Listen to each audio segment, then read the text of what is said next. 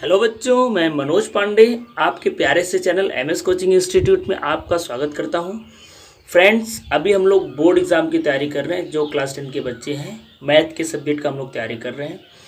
Chapter number 4 और chapter number 5 को already मैं कंप्लीट कर चुका हूं। अगर वो चैप्टर्स आपने नहीं देखा है तो उस चैप्टर्स की वीडियो को ज़रूर देखना है, क्योंकि अभी मैं इस सीरीज़ में बोर्ड एग्ज़ाम में आने वाले जो भी इम्पोर्टेंट क्वेश्चंस हैं, जैसे क्वेश्चंस पूछे जाते हैं या डेफिनेटली पूछे जाएंगे, कुछ ऐसे क्वेश्चंस मैं बता रहा हूँ।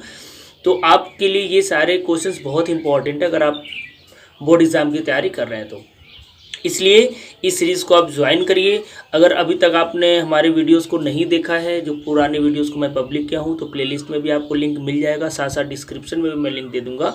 चैप्टर वाइज में कुछ इंपॉर्टेंट क्वेश्चंस, किसी चैप्टर में 5, किसी में 10, किसी में 15, जितने भी इंपॉर्टेंट क्वेश्चन है मैं आपको बता रहा हूँ, और ये सारे क्वेश्चन डेफिनेटली आपके लिए बहुत ही हेल्पफुल होने वाले हैं। तो चलिए, अब हम लोग चैप्टर नंबर 10 के एक पार्ट को कंप्लीट कर चुके हैं। चैप्टर नंबर 10 में मैं टोटल 10 क्वेश्चंस कराने वाला था, जिसमें से 5 क्वेश्चंस ऑलरेडी कंप्लीट हो चुका था और 5 क्वेश्चन जो बचा था वो मैं कराने जा रहा हूँ। ये सारे क्वेश्चंस बहुत ही यूनिक हैं, जो एनसीईआरटी क्वेश्चन से डिफरेंट है और आपके लिए बहुत ही ज़्यादा हेल्पफुल है। तो चलिए हम लोग क्वेश्चंस को स्टार्ट करते हैं। देखिए, क्वेश्चन नंबर 6 आपकी स्क्रीन पर ये रहा। क्या बोल रहा है? 2 tangent PA and PB are drawn to a circle with centre O। मैं डायग्राम ऑलरेडी बना के रखा हूँ ताकि आपके लिए थोड़ा सा मैं समय बचा सकूँ, क्योंकि वीडियो बहुत ज़्यादा लेंथी ना हो, इसलिए मैं डायग्राम ऑलरेडी बना दिया हूँ। कैसे बनाया हूँ मैं आपको एक एक करके बताऊँगा, आपको बिल्कुल भी टेंशन नहीं लेना है। चलिए फिर से देखते हैं। बोल रहा है 2 tangent PA and PB are drawn to a circle with centre O such that angle APB is equals to 120, then we have to prove that OP is equals to 2AP। अब देखिए क्या बोल रहा है क्वेश्चन में। एक ही हमारे पास circle है जिसका सेंटर O है। एक एक्सटर्नल पॉइंट P से हम लोग यहाँ पर 2 टेंजेंट ड्रॉ कर रहे हैं। एक टेंजेंट आपका P है और दूसरा टेंजेंट PB है, और ये टेंजेंट हमने ऐसे ड्रॉ किया है बच्चों कि ये जो टोटल एंगल है, ये क्वेश्चन में बोल रहा है कि 120 डिग्री है। समझ में आ रहा है? अगर ये 120 डिग्री है तो हमको प्रूव करना है कि ये जो OP का लेंथ होगा वो AP के लेंथ का डबल होगा। That means OP is equal to 2AP। तो इस देखिए, ऐसे क्वेश्चन को हम लोग कैसे करेंगे। डेफिनेटली एनसीईआरटी की बुक में आपको क्वेश्चन नहीं मिलेगा, और ये बिल्कुल यूनिक क्वेश्चन है और बहुत ही अच्छा क्वेश्चन है जो बोर्ड एग्जाम में पूछा जा सकता है। देखिए, आपको एक कॉन्सेप्ट पता है कि टेंजेंट पर रेडियस क्या होता है? परपेंडिकुलर होता है। मतलब OA क्या है? PA के ऊपर परपेंडिकुलर है, मतलब ये वाला एंगल 90 डिग्री होगा, वैसे ये वाला भी एंगल 90 डिग्री होगा। अच्छा, क्या इन दोनों ट्रायंगल को हम लोग कॉन्ग्रुएंस प्रूव कर सकते हैं? बिल्कुल कर सकते हैं। कैसे? देखिए, किसी एक्सटर्नल पॉइंट P से अगर हम लोग एक टेंजेंट PA ड्रॉ करें और एक टेंजेंट PB ड्रॉ करें ऑन द सेम सर्कल, तो दोनों का लेंथ आपस में क्या होता है? इक्वल होता है। ये भी आपको पता है। एक ही सर्कल का रेडियस इक्वल तो होगा ही होगा, तो ये भी आपस में इक्वल होगा। और यहाँ पर अगर हम लोग बात करें OP का, तो ये दोनों ट्रायंगल में क्या है? कॉमन है। तो देखेंगे तो साइड रूल से ये दोनों ट्रायंगल कॉन्ग्रुएंस हो जाएंगे, या आप RHS रूल से भी बोल सकते हो कॉन्ग्रुएंस हो जाएंगे। ये वाला साइड इसके इक्वल हो जाएगा, ये वाला साइड इसके इक्वल हो जाएगा, और ये दोनों एंगल 90 डिग्री है। तो जैसे भी आप समझो, जो भी आपको समझ में आए, ये दोनों ट्रायंगल कॉन्ग्रुएंस हो जाएंगे। तो देखिए, मैं टोटल लिख नहीं रहा हूँ, कुछ मैं इंपॉर्टेंट चीज़ों को लिख रहा हूँ क्योंकि वीडियो बहुत ज़्यादा लंबा हो जाएगा। तो फर्स्ट ऑफ ऑल हम लोग क्या करेंगे? इन दोनों ट्रायंगल को कॉन्ग्रुएंस दिखाएंगे। अगर आप इन दोनों ट्रायंगल को कॉन्ग्रुएंस दिखा दोगे तो आपको क्या मिल जाएगा? ये वाला जो एंगल होगा वो इसके इक्वल हो जाएगा। अब सोचिए कि ये दोनों एंगल मिलकर के 120 हैं, तो दोनों एंगल डेफिनेटली कितने कितने हो जाएंगे? 60 हो जाएंगे। तो ये भी एंगल 60 हो जाएगा, ये भी एंगल 60 हो जाएगा। तो आपको इन दोनों ट्रायंगल को कॉन्ग्रुएंस दिखाना है। बाई RHS रूल से बोल दो या साइड रूल से बोल दो, और डेफिनेटली हो जाएगा, क्योंकि ये दोनों एंगल इक्वल, ये दोनों साइड इक्वल और ये दोनों साइड आपस में इक्वल। ये दोनों ट्रायंगल कॉन्ग्रुएंस हो गए। जैसे ये दोनों कॉन्ग्रुएंस हो गए, आपका ये वाला एंगल इसके इक्वल हो गया। अब मेन पार्ट आपका स्टार्ट होता है। हमको जो प्रूव करना है बच्चों, वो क्या प्रूव करना है कि OP है वो 2AP के इक्वल है। तो हम लोग क्या करेंगे, यहाँ पर थोड़ा सा ट्रिग्नोमेट्री यूज़ कर दें। तो ट्रिग्नोमेट्री रेशियो आई थिंक आप पढ़े होंगे, और ये फार्मूला तो आपको डेफिनेटली पता होगा, PBP अपॉन HHB। भाई, perpendicular upon hypotenuse, base upon hypotenuse, perpendicular upon base. ये जो होता है पहला साइन के लिए होता है, साइन कोसेक के लिए, दूसरा कॉस और सेक के लिए, तीसरा टेन और कॉट के लिए। तो हमको देखिए जो रिलेशन बताना है वो OP और AP के बीच बताना है। तो हमको इसमें कौन सा ट्रिग्नोमेट्रिकल रेशियो यूज़ करना है? अब ध्यान से देखिए, अगर ये 90 डिग्री है तो 90 डिग्री के सामने वाले साइड को हम लोग क्या बोलते हैं? हाइपोटेनस बोलते हैं, जिसको मैं H से रिप्रेजेंट कर देता हूँ। जो एंगल आप सेलेक्ट करते हो उसके सामने को हम लोग परपेंडिकुलर बोलते हैं, तो ये परपेंडिकुलर हो गया, और जो बच गया उसको बेस बोलते हैं, तो ये बेस हो गया। हमको जो प्रूव करना है ओपी और एपी, ध्यान से देखेंगे तो ओपी क्या, हाइपोटेनस इस ट्रायंगल के अकॉर्डिंग, और पीए क्या है, बेस है। तो हाइपोटेनस और बेस का रिलेशन किसके साथ मिलेगा, तो आप देखेंगे तो कॉस के साथ मिलेगा, बेस और हाइपोटेनस का रिलेशन। तो हम लोग क्या करेंगे, इस ट्रायंगल में कॉस यूज कर लेंगे, ठीक है। तो चलिए अगर मैं कॉस यूज कर लूँ तो in triangle PAO cos 60 degree is equal to क्या होता है, बेस अपॉन हाइपोटेनस। यहाँ पर बेस कितना है, PA है, ठीक है, या AP है, जो भी बोल दो, और अपॉन कितना, हाइपोटेनस कितना है, OP है, तो OP लिख लेते हैं। अच्छा, cos 60 का वैल्यू तो आपको लर्न होना चाहिए, कितना होता है, 1/2 होता है। और PA का चलो यहाँ पर AP लिख रहा था, मैं AP लिख देता हूँ। AP बोलो चाहे PA बोलो, बात एक ही होता है। तो AP अपॉन OB, अगर हम लोग यहाँ पर क्रॉस मल्टीप्लिकेशन कर दें तो क्या मिलेगा, ध्यान से देखिए, सॉरी OB नहीं है, OP है ना, मैं गलत लिख रहा हूँ, ये OP है, यहाँ पर आपको OP लिखना है, OP लिखना है, मैं थोड़ा सा उल्टा लिख दिया, ठीक है बच्चों। अब देखिए ध्यान से, सिर्फ क्रॉस मल्टीप्लिकेशन करिए तो क्या मिलेगा, OP is equal to 2AP, और यही तो देखिए आपको प्रूव करना था, देखिए फटाक से प्रूव हो गया, हैंस प्रूव। आई होप ये क्वेश्चन आपको पसंद आया होगा और मेरा समझाने का तरीका भी आपको समझ में आया होगा। तो चलिए ये क्वेश्चन कंप्लीट हो चुका है, तो हम लोग नेक्स्ट क्वेश्चन की तरफ बढ़ते हैं, जो क्वेश्चन नंबर 7 है। तो बच्चों क्वेश्चन नंबर 7 आपकी स्क्रीन पर ये रहा, ये भी बिल्कुल ही यूनिक क्वेश्चन है और बहुत ही अच्छा क्वेश्चन है, बोर्ड एग्जाम के हिसाब से। बोल रहा है in the isosceles triangle ABC in figure AB is equal to AC, यहाँ पर डायग्राम ऑलरेडी आपको दिया हुआ है। ये जो डायग्राम इसमें बोल रहा है कि ट्रायंगल अगर हम लोग ABC का बात करें तो ये आइसोस्केलस ट्रायंगल, और आपको पता है आइसोस्केलस ट्रायंगल के 2 साइड इक्वल होते हैं, और वो दोनों साइड कौन से इक्वल है, यहाँ पर बोल रहा है AB और AC आपस में इक्वल है, ऐसा बोल रहा है। तो हमको प्रूव करना है, शो करना है क्या, जो BF होगा वो FC के बराबर होगा। तो BF का बात करें तो ये वाला साइड का बात कर रहा है, और FC का बात करें तो ये वाला साइड का इक्वल, यानी ये दोनों आपस में इक्वल होंगे। तो देखिए ये बहुत छोटा सा क्वेश्चन है और बहुत अच्छा क्वेश्चन, इसको कैसे आप करोगे। अब आपको एक ही कॉन्सेप्ट यहाँ पर यूज करना है। आपको पता है किसी भी एक्सटर्नल पॉइंट से सेम सर्कल पर अगर हम लोग 2 टेंजेंट ड्रॉ करें तो दोनों टेंजेंट का लेंथ क्या होता है, सेम होता है। तो अगर इस कॉन्सेप्ट से अगर हम लोग बात करें तो देखो एक्सटर्नल पॉइंट A से यहाँ पर एक टेंजेंट AE है और AG है, तो ये दोनों आपस में इक्वल होंगे डेफिनेटली। वैसे ही एक्सटर्नल पॉइंट B से एक टेंजेंट BE है और BF है, तो ये भी डेफिनेटली दोनों आपस में इक्वल होंगे। तो भाई जितना बड़ा ये होगा उतना बड़ा ये भी होगा। और C एक्सटर्नल पॉइंट से CF और CG 2 टेंजेंट ड्रॉ किए गए हैं, तो ये भी दोनों आपस में इक्वल होंगे। चलो इसको मैं 3 डॉट से या 3 लाइन से दिखा देता हूँ। तो भाई ये वाला साइड इसकी इक्वल होगा, ये इसकी इक्वल होगा, ये इसकी इक्वल होगा, बट हमको प्रूव करना कि ये दोनों आपस में इक्वल होंगे, यानी ये डबल लाइन और ट्रिपल लाइन आपस में क्या होगा, इक्वल होगा। बहुत सिंपल सा कॉन्सेप्ट है। अगर मैं आपसे बात करूँ, यहाँ पर दिया है since triangle ABC, in triangle ABC क्या बोल रहा है, AB is equal to AC बोल रहा है।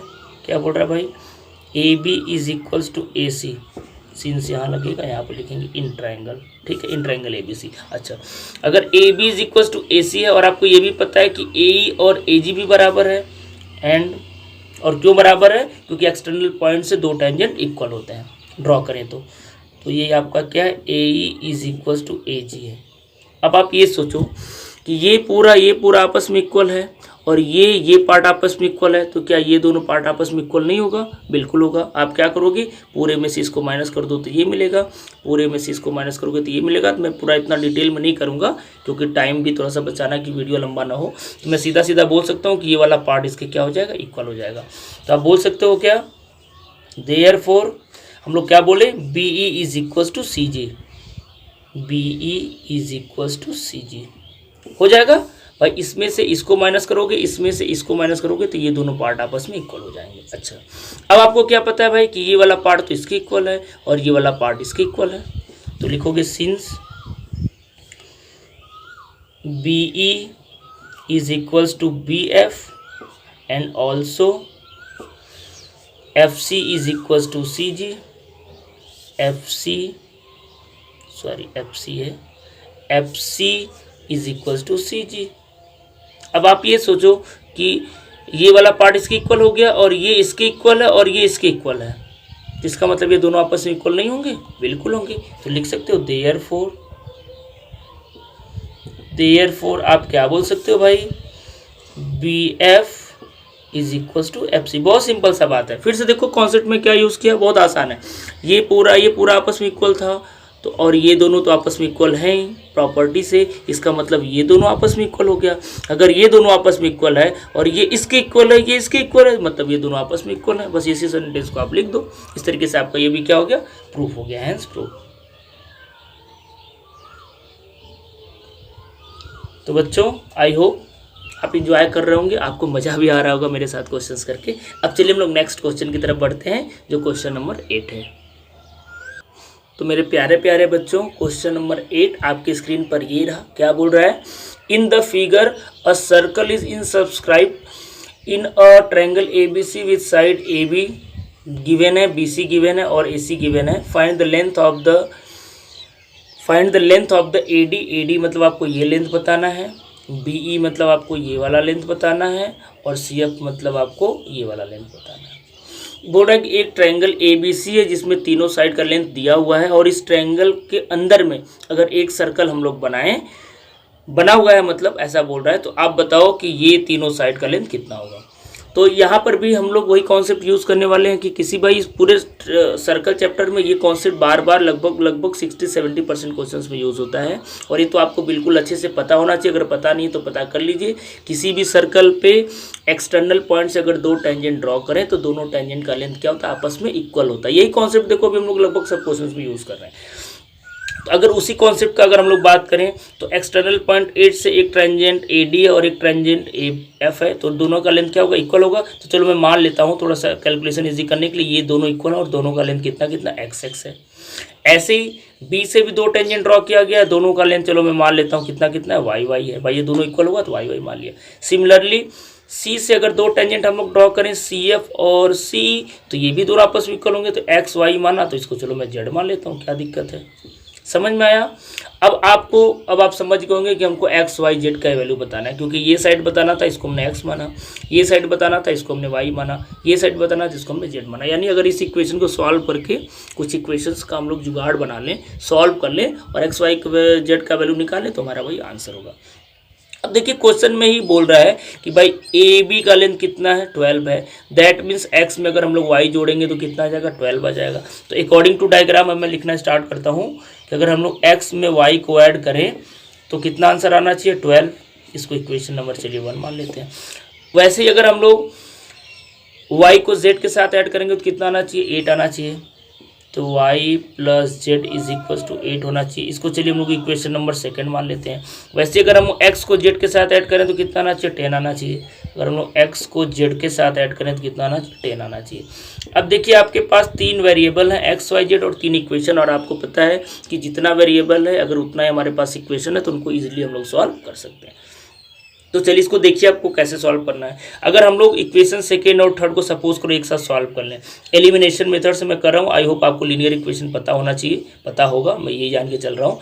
तो यहाँ पर देखिए अगर हम लोग माइनस करेंगे तो ये माइनस हो जाएगा, ये माइनस हो जाएगा, ये भी माइनस हो जाएगा। एलिमिनेशन मेथड में नीचे का साइन चेंज करते हैं, आपका ये कैंसिल आउट हो गया। और यहाँ पर क्या आपको मिला, y minus x is equal to -10 में करेंगे तो -2 मिलेगा।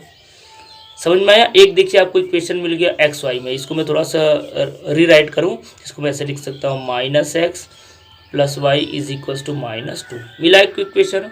अब देखिए एक्स वाई में इक्वेशन हमारे पास पहले से ही है तो उसको मैं यहाँ लिख लेता हूँ, क्या है x plus y is equal to 12। अब इन दोनों को फिर से सॉल्व कर लीजिए तो देखिए आपका वैल्यू मिल जाएगा, x कट गया, अगर दोनों इक्वेशन को ऐड करें तो y मिल गया, कितना बच्चों हो जाएगा 2y, और यहाँ पर 12 में से 2 माइनस करेंगे तो 10 आ जाएगा, और y इक्वल टू कितना हो जाएगा 5 हो जाएगा। यानी एक आंसर देखिए हमारे पास आ गया, कितना आ गया 5 आ गया। ठीक है, अब चलिए हम लोग आगे बढ़ते हैं। अब y का वैल्यू आ गया तो इसी इक्वेशन में रख दीजिए, x का वैल्यू आ जाएगा। तो फ्रॉम इक्वेशन 1 हमारे पास इक्वेशन क्या है, x plus y is equal to 12 है, तो y की जगह हमको 5 रखना है, तो x plus 5 is equal to 12, then x is equal to 12 minus 5 that is 7, यही ना। तो x का वैल्यू कितना हो गया 7 हो गया। देखिए दूसरा वैल्यू पता चल गया।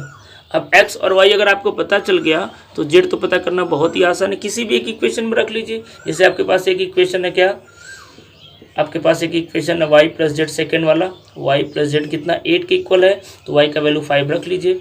तो 5 plus z is equal to कितना हो जाएगा 8 हो जाएगा। तो जेड कितना हो जाएगा 8 माइनस 5 हो जाएगा, यानी जेड का वैल्यू कितना हो जाएगा 3 हो जाएगा। ठीक है, तो आंसर में आप उसके अकॉर्डिंग लिख लीजिए। भाई एक्स वाई जेड तो हमने अपने हिसाब से माना था, तो आंसर जिस लैंग्वेज में पूछता है हमको उसी लैंग्वेज में जवाब देना चाहिए। अब एडी बोल रहा था, एडी कितना है, तो एडी को हमने क्या माना एक्स माना है, और एक्स का वैल्यू कितना है तो 7, तो एडी कितना हो गया 7 हो गया। वैसे ये बोल रहा था भाई बीई कितना है, तो बीई को हमने क्या माना है वाई माना है, तो वाई का वैल्यू कितना हमने निकाला है 5 है, तो 5 हो जाएगा। वैसे जेड का वैल्यू, सॉरी जेड में लिख दिया, हमको सी एफ पूछ रहा है ना, तो अगर मैं सी एफ का वैल्यू बोलूँ कितना है, तो जेड वाला वैल्यू है तो ये 3 हो जाएगा। बस ये आपका आंसर हो जाएगा। आई होप ये भी सोल्यूशन आपको समझ में आया होगा और आपको मज़ा भी आया होगा। तो चलिए अब हम लोग नेक्स्ट क्वेश्चन की तरफ बढ़ते हैं, जो क्वेश्चन नंबर 9 है। तो प्यारे प्यारे बच्चों, क्वेश्चन नंबर 9 आपकी स्क्रीन पर ये रहा, लेकिन आपसे मैं एक रिक्वेस्ट करूँगा, अगर सच में मेरे साथ क्वेश्चन करके आपको मज़ा आ रहा है और अच्छा लग रहा है मेरे पढ़ाने का तरीका या समझाने का तरीका, या बुरा भी लग रहा है, तो कमेंट करके आप ज़रूर बताइए। अगर कुछ कमी होगी तो उसको मैं बिल्कुल दूर करने की कोशिश करूँगा। अगर अच्छा लग रहा है तो कमेंट करके अगर आप बताएंगे तो हमें मोटिवेशन मिलेगा और ऐसी वीडियो आपके लिए हम लाते रहेंगे। तो चलिए क्वेश्चन नंबर 9 आपको हम लोग बताते हैं, समझाते हैं कैसे करना है। ये भी मोस्ट इंपॉर्टेंट क्वेश्चंस है। आज के जितने भी क्वेश्चंस हैं सारे क्वेश्चंस इंपॉर्टेंट है। अगर आप बोर्ड एग्जाम की तैयारी कर रहे हो तो ये सारे क्वेश्चंस आपको करके ही जाना है। ठीक है, अब देखिए क्या बोल रहा है, in figure circle is in subscribe. In subscribe का मतलब समझ लीजिए कि हमेशा अंदर में सर्कल बनता है। ठीक है, और circle is in subscribe in a quadrilateral A B C D. एक क्वाड्रिलेटरल देखिए ए बी सी डी है, इसके अंदर में एक सर्कल बना हुआ है। इन सब्सक्राइब का मतलब कि ये सर्कल ऐसे बनता है कि चारों साइड के किसी एक पॉइंट पर मतलब टच करता है। दैट मीन्स वो चारों साइड इस सर्कल के लिए टेंजेंट का काम करता है। अब यहाँ पर एक चीज़ बोल रहा है कि जो एंगल बी है वो 90 डिग्री है, तो चलिए इसको मैं 90 वर्ग का सिम्बॉल बना देता हूँ। और जो ए डी है वो 23 है, तो ए डी का बात करें तो कहाँ है, ए डी का मतलब ये पूरा है, ये आपका 23 बोल रहा है, मतलब यहाँ से यहाँ तक ये 23 बोल रहा है। ठीक है भाई, चलो 23 ले लिए। और ए भी बोल रहा है 29, और यहाँ से यहाँ तक का ये बात कर रहा है कि 29 है, तो चलो इसको मैं 29 ले लिया। ठीक है, एंड डी एस कितना है 5 है। डी एस का बात करेंगे तो बस यहाँ से यहाँ तक का ये बात कर रहा है, तो ये 5 है। ठीक है, ये 5 है। और फाइंड द रेडियस आर। अगर हम लोग इसको रेडियस, इस सर्कल को रेडियस को अगर हम लोग आर मान लें तो इसी का वैल्यू आपको बताना है। तो बहुत ही सिंपल सा क्वेश्चन है, फिर से वही बोल रहा हूँ, फिर से वही एक ही कॉन्सेप्ट हम लोग यूज़ कर रहे हैं। किसी भी एक्सटर्नल पॉइंट से दो टेंजेंट का लेंथ इक्वल होता है। अब सपोज करो कि अगर ये वाला, देखिए जो इजी वाला पार्ट है उसको मैं ओरली करा देता हूँ, और जो मेन चीज़ है उसको मैं लिख के बताऊँगा ताकि वीडियो लंबा ना हो। आई होप 18 मिनट का वीडियो बन चुका है, तो इससे बड़ा वीडियो बहुत ज़्यादा बन जाएगा तो आपको भी लगेगा कि बहुत बड़ा वीडियो है, आप देखना नहीं चाहोगे या आपको बोरिंग महसूस होगा। वैसे बोरिंग तो महसूस नहीं होना चाहिए क्योंकि हम लोग बहुत इंटरेस्टिंग क्वेश्चन कर रहे हैं, बट जैसा भी आपको लगे, इसलिए मैं थोड़ा सा इसको शॉर्ट करने का कोशिश करूँगा। अगर ये 5 है तो ये कितना होगा 5 होगा। अच्छा, अब ये टोटल कितना है 23 है। अगर ये वाला पार्ट 5 है तो ये कितना होगा 23 में से आप 5 को माइनस कर लीजिए, कितना आ जाएगा 18 आ जाएगा, यही ना 18 हो गया। यानी आपको ये पता चल गया कि ए आर का लेंथ कितना है 18 है। अगर ए आर 18 है इसका मतलब ये भी 18 होगा कि नहीं होगा, आप बताओ भाई, क्योंकि एक्सटर्नल पॉइंट से ये दो टेंजेंट है ना, तो ये भी 18 होगा। अब सोचो कि यहाँ से यहाँ तक का 29 है और ये 18 है, तो ये वाला पार्ट कितना होगा 11 होगा। समझ में आया, अगर ये 11 होगा तो ये भी 11 होगा। समझ में आ रहा है बात, आई होप आपको समझ में आ रहा होगा। अब डायरेक्ट आपको आंसर ही पता चल गया। कैसे, देखो आपको ये पता है कि ये टेंजेंट है और ये रेडियस है, और आपको पता है कि टेंजेंट पे रेडियस हमेशा क्या होता है परपेंडिकुलर होता है। तो ये एंगल 90, ये एंगल 90, इसका मतलब ये हुआ भाई कि ये आपका एक तरीके से क्या है स्क्वायर है। अब मैं कैसे बोल दिया स्क्वायर है, क्योंकि ये भी 11 है, ये भी 11 है, तो इसके सामने का ये भी 11 होगा, ये भी 11 होगा। अगर ये 90, ये 90, अब सोचो ये अगर 11 है तो अगर ये भी 11 है तो ये ही तो है ओ क्यू क्या, इस सर्कल का रेडियस। तो सर्कल का रेडियस कितना हो जाएगा 11 हो जाएगा।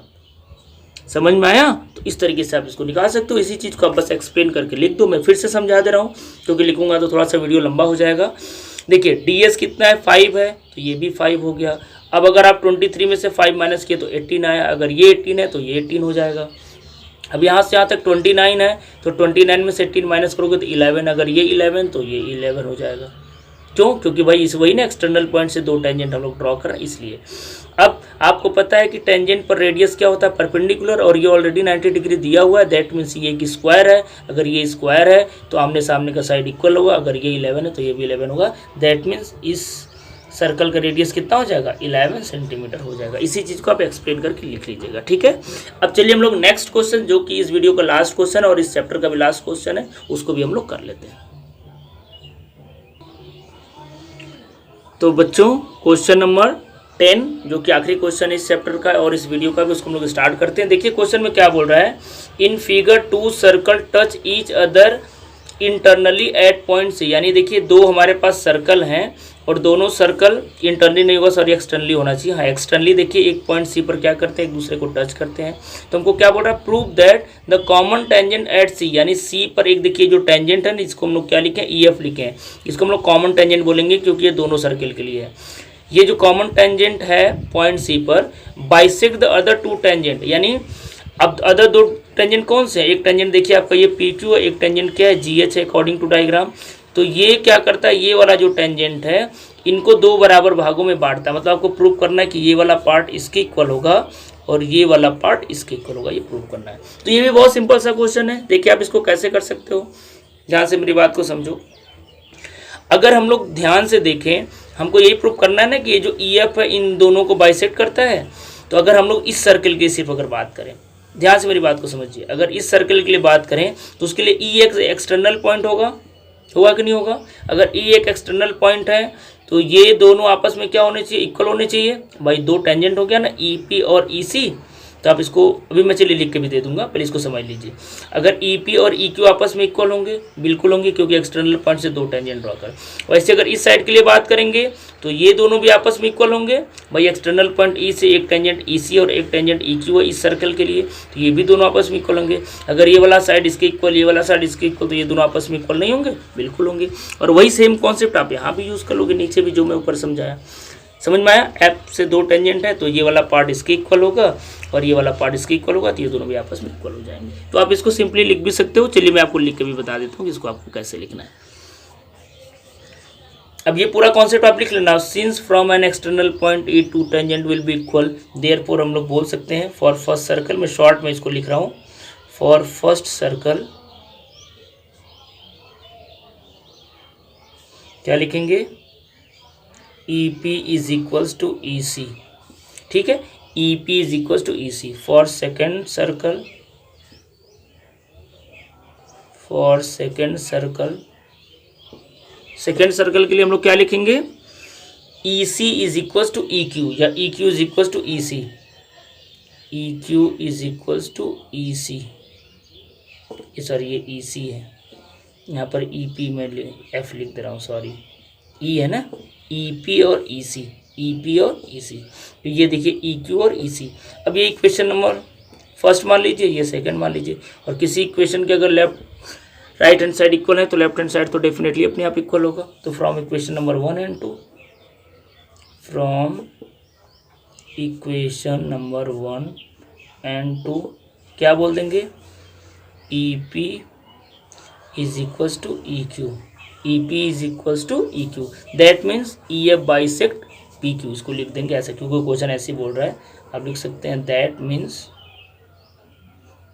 मीन्स क्या बोलेंगे, E F bisects P Q. बस अब सिमिलर वे में आप नीचे भी लिख लेना। अब आपको एक में लिख के बता दिया और सेम यही काम आपको इसके लिए भी लिखना है। तो इस तरीके से आपका आई होप ये भी क्वेश्चन कंप्लीट हो गया। ठीक है, अब आपको ये वीडियो कैसा लगा आप हमें कमेंट करके ज़रूर बताइए। अगर आप फर्स्ट टाइम हमारे चैनल पर विजिट किए हैं, अगर आपको सच में वीडियो पसंद आया है तो आप चैनल को सब्सक्राइब करके जाइए, और नहीं पसंद आया तो कोई रिस्ट्रिक्शन आप ले नहीं कि आपको चैनल को सब्सक्राइब करना है। अगर रियल में हमारा एफर्ट आपको अच्छा लग रहा है, हमारे पढ़ाने का तरीका आपको समझ में आ रहा है, तो वीडियो को तो बिल्कुल लाइक करिए और सब्सक्राइब भी करिए हमारे चैनल को। तो इस वीडियो में यहीं तक। अब नेक्स्ट वीडियो में एक नए टॉपिक के साथ हम लोग मिलेंगे, तब तक के लिए थैंक यू सो मच।